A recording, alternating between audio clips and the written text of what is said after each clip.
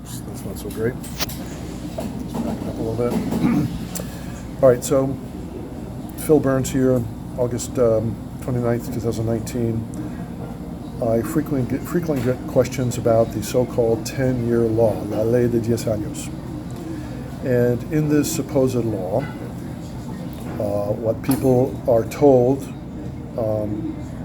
by non-lawyers, by their friends, relatives, neighbors, acquaintances, co-workers, and by some attorneys, some of whom, many of whom I consider to not necessarily be ethical, that if you've been here for 10 years, if you have a child born in the U.S., then you can get a work permit, and sometimes and usually they're also told, and you can get a green card. And if you pay taxes. And supposedly if you pay taxes, that's part of it. All right, so like many rumors, there's a grain of truth in basically an entire beach of lies and misunderstandings. There is something called cancellation of removal. Cancellation of removal, well, first of all, you have to understand that the word removal is the new word for deportation. Ever since 2002, the law has been changed, and they don't use the word deportation anymore. They say removal. They don't say they're going to deport you. They say they're going to remove you. You don't have a deportation case. You have a removal case. Removal means deportation.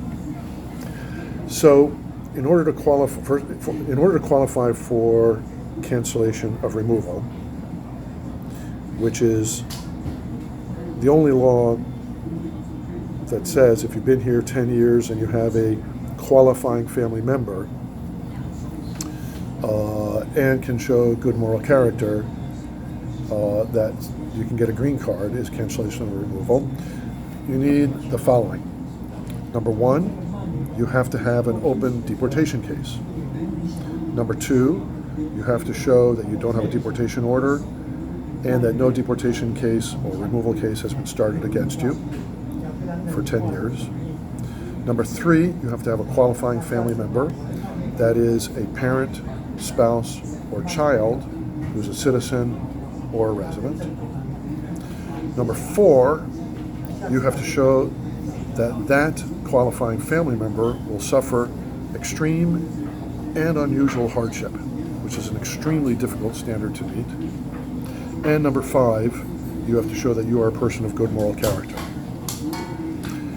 Now, for someone who has a deportation case and there's no other option, this is something that I would recommend that they try if they appear to qualify for it. And the most difficult thing is usually showing that the qualifying family member will suffer extreme and unusual hardship. But for someone who's not in deportation, I just can't ethically defend what many attorneys are doing. I don't know if any in Connecticut, but I know there's many in New York City, which is to put someone in deportation, to get a deportation case opened against them, usually by filing a flimsy, at best, asylum application, like a Canadian saying, please don't send me back to Canada, I'm a liberal and the conservatives are killing the liberals, or I'm Protestant and the Catholics are killing the Protestant, whatever kind of religious, political, racial, or social group asylum claim. That gets denied, and when you have an asylum claim denied, they will refer the case, usually more and more under President Trump, to the deportation court, or as they now call it, the removal court. At which point, probably about only 1 out of every 10 people who apply for cancellation of removal get it, because it's that fourth category, that fourth criteria. You have to prove that the third category, the qualifying family member, will suffer extreme and unusual hardship. But in 2012, Obama instructed immigration agents, deportation prosecutors called trial attorneys, deportation judges called immigration judges, to use to use more frequently their prosecutorial discretion. So what is prosecutorial discretion? Prosecutorial discretion is the power to choose to not enforce the law, which in the immigration context would be an ICE agent finds somebody, they see this person has been here for many, many years, they've never had trouble with the law, they have family, they have kids depending on them. An ICE agent has the power, I don't think ICE agents do it very often, but they have the power to say, I'm not going to take this person in, I'm not going to start the deportation process. A better example for people, because it's something that we can relate to more easily, is if you cross the street where you're not supposed to, that's a violation of jaywalking laws. If you do that in Connecticut or New York, the police almost never stop you, even if they see you. You do it in Las Vegas or in Los Angeles, you'll get a ticket like that. That's basically police in Connecticut and New York and other places in the country. When they see you cross where you're not supposed to, a police officer has the power to say, I'm going to go and stop that person, or I'm going to go do something else instead. Maybe chase after a thief or something like that. If they stop you, they have the power to decide to give you a warning or give you a ticket. That's again the power to decide to enforce the law or not, and enforce it to a greater extent or not. If they give you a ticket, they have the power to decide to give you a regular $50 jaywalking ticket or a $150 ticket for racing between vehicles in the middle of traffic.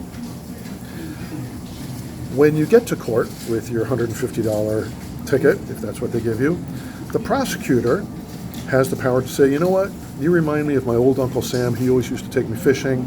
I'll tell you what, let's rip this ticket up, but if I see you again, I'm going to make you pay.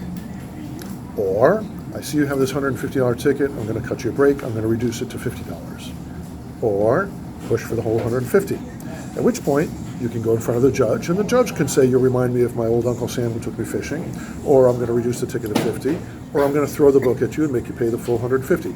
Each of these steps is the exercise of prosecutorial discretion. So, in 2012, prior to 2012, immigration agents, ICE agents, deportation prosecutors, deportation judges, if they'd find somebody, they would basically push deportation all the way through to the end. And Obama said in 2012, I want you to look at how many years has this person been here. I want you to look at, do they have family here? Have they been in trouble with the law? Are they working? And I want you to use your inherent prosecutorial discretion from time to time to simply not deport people. So what these attorneys do, which I consider most of them are unethical, and many others perhaps are not unethical, but perhaps are not explaining exactly what they're doing to the client and explaining the risks to them. What they're doing is they're doing an asylum claim, which is bogus, and it gets denied, there's a sort of an ethical question right there. The person gets sent to deportation court, and they're not expecting to apply for cancellation of removal, which is the real 10-year law.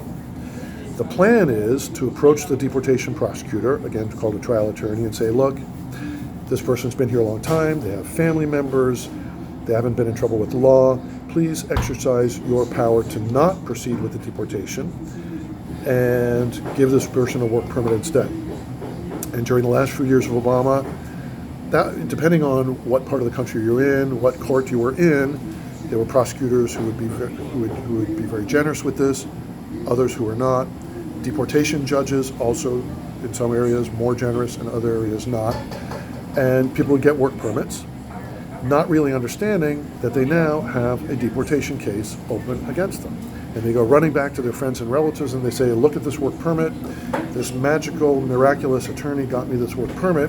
We should all go running to this attorney and all do the same thing so we can all get these work permits. And what they don't realize is there are shells at every deportation court and every office of deportation prosecutors lined up with these cases that are simply temporarily on hold, that any minute the prosecutor could snap their fingers, the case jumps back to life.